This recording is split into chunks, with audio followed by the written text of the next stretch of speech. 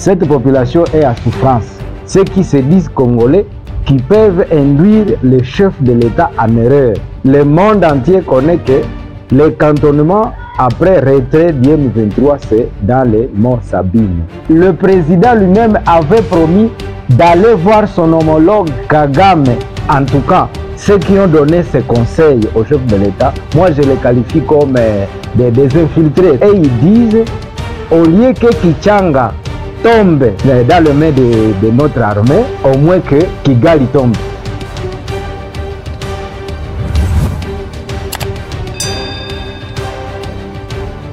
Bon, par rapport à la sortie médiatique du chef de l'État, déclarant que Kichanga deviendra le précantonnement, je vais seulement dire que c'est déplorable de voir des Congolais qui sont autour du chef de l'État et qui peuvent les désorienter, qui peuvent les tromper jusqu'au point que le chef de l'État, étant donné qu'il ne maîtrise pas aussi toutes les zones de la République démocratique du Congo, il va accepter, et pourtant, ça serait comme l'induire en erreur, puisque c'était ça le plan du M23.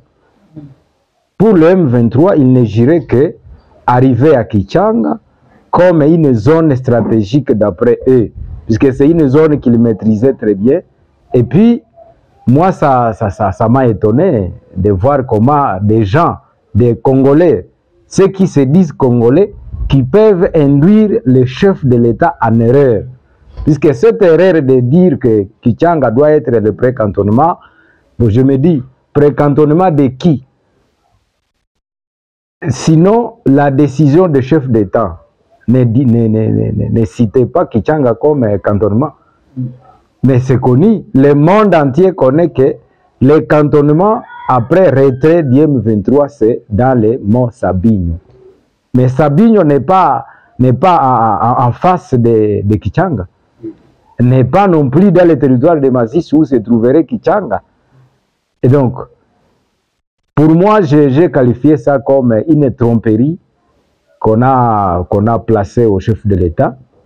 Et comme le chef de l'État, il n'est pas aussi Dieu, il ne connaît pas normalement Kichanga, il n'a jamais été là, mais les fonds politiciens qui soutiennent souvent le M23, mais étant toujours dans les institutions de la République démocratique du Congo, ils ont voulu seulement l'induire en erreur. Mais Kichanga n'était pas, en tout cas, une zone ciblée pour le M23 dans ces programmes-là de leur retrait.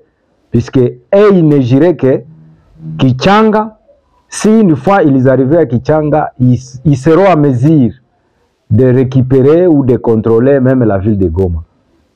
Et donc, tromper le chef de l'État jusqu'au point que le chef de l'État arrive à dénoncer, à prononcer aussi ça comme décision que non, pour le précantonnement, il faut que Kichanga soit pris comme tel. Bon. Mais on veut cantonner qui? Jusqu'à l'amener dans une province qui n'était pas également ciblée. On dit jusqu'à Kindu. Mais Kindu n'était pas également dans les textes du communiqué officiel des chefs d'État après Bujumbura, après Nairobi. Bon, Kindu n'était pas aussi dans les documents. Et donc, moi, j'ai considéré cette sortie médiatique comme, en tout cas, ceux qui ont donné ces conseils au chef de l'État, moi, je les qualifie comme des infiltrés, tels que nous disons, sont des infiltrés dans les institutions de la République démocratique du Congo. Honorable, peut-être, qu'est-ce qui vous inquiète si le M23 serait précantonné alors à Kichanga? Bon, ce qui m'inquiète, c'est que c'est une zone préférée par les Rwandais depuis longtemps. Toutes les rébellions que vous attendez ici au Nord Kivu, c'est à Kichanga où ils ont pris leur base souvent. Imaginez à l'époque de Afdel. Mais Afdel, c'était toujours dans les Kichanga, Bouiza, où les amis là, qui venaient du Rwanda ont préféré organiser leurs opérations. il y a aussi les scènes de paix à l'époque de Nkunda. Nkunda a pris ses milliers comme son millier naturel.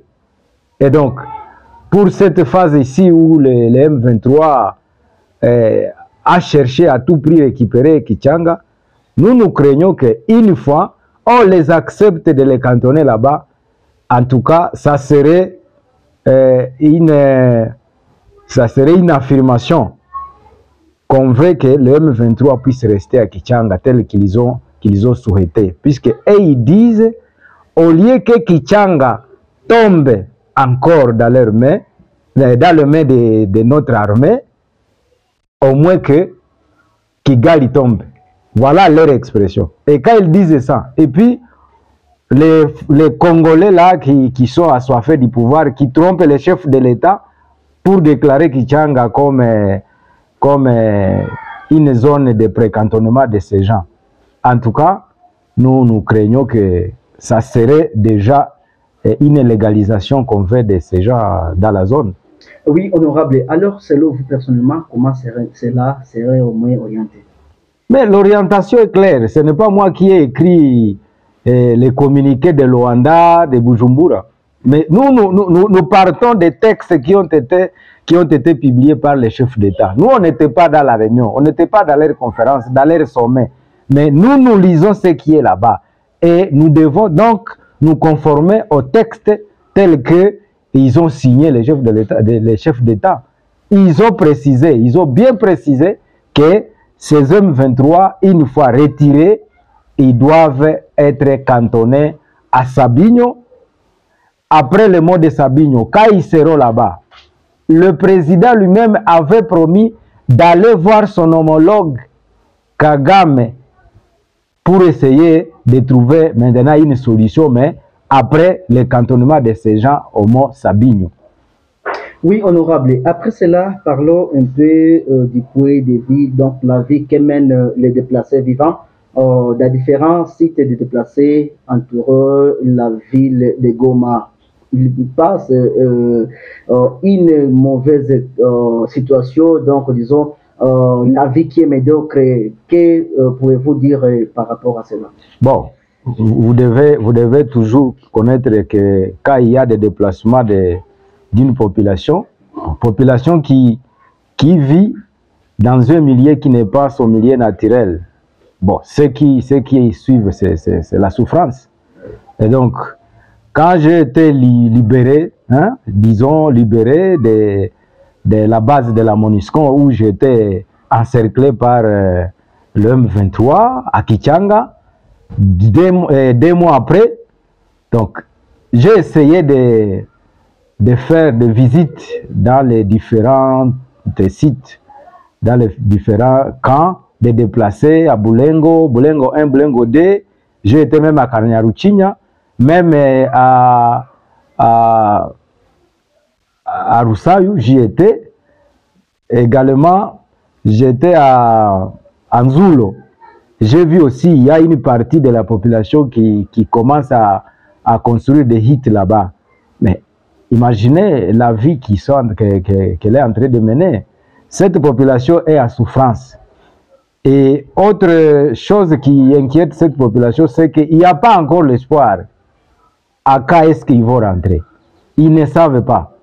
Et ce qui est plus grave, c'est que parmi ces déplacés, depuis qu'ils sont là, ils n'ont pas encore été assistés par les assistances humanitaires comme on l'attend dans les différents micros de radios nationales, internationales, comme quoi il y a eu de l'aide.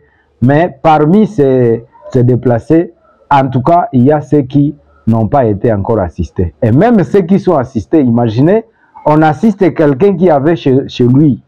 Hein? Prenons par exemple la cité de Kichanga où la vie commençait en tout cas à s'améliorer. On commençait à faire une concurrence avec la ville de Goma. Mais vous amenez la personne qui était déjà habituée dans la vie de Kichanga, hein, une vie qui s'améliorait, mais on lui donne des mesures de haricots, des mesures de riz. Bon, pour 1 mois, pendant que dans sa famille, dans son ménage, il a par exemple 13 personnes. Vous imaginez ce que la population est en train de subir. Et donc, à notre niveau, nous pouvons demander seulement à notre gouvernement et ses partenaires, surtout les partenaires dans les domaines de sécurité, de faire tout pour que les zones qui ont été envahies ou occupées par les M23 soient libérées le plus tôt possible, serait en tout cas le meilleur, pour que cette population dans les camps de déplacés puisse retourner dans ces zones. Et donc c'est ce que nous pouvons demander. Ici, bon, c'est vrai, ils ont droit à manger, mais bon, depuis qu'on a dit qu'ils doivent manger, bon, il y a déjà 2 mois, 3 mois passés qui sont dans ces camps. Et comme je venais de le dire, il y a ceux qui n'ont pas encore reçu même un verre de riz ou soit de maïs, c'est pas quoi. Et puis, quand ça va sonner par exemple 6 mois, quelle sera la vie de cette population? Et puis, autre chose déplorable, c'est que les enfants qui sont venus de ces zones, ils ne sont pas à l'école. Pour ces enfants, dans ces familles, donc l'année risque de se déclarer blanche automatiquement, puisqu'ils n'étudient pas. Et il n'y avait pas eu moyen de les intégrer même dans les écoles ici à Goma, puisque nous savons comment les écoles de Goma fonctionnent. Voilà un peu moi ce que je pouvais dire par rapport à notre population qui est en train de croupir dans les cas de déplacés. Donc l'importance c'est que le gouvernement puisse imposer son autorité dans toutes ces zones-là.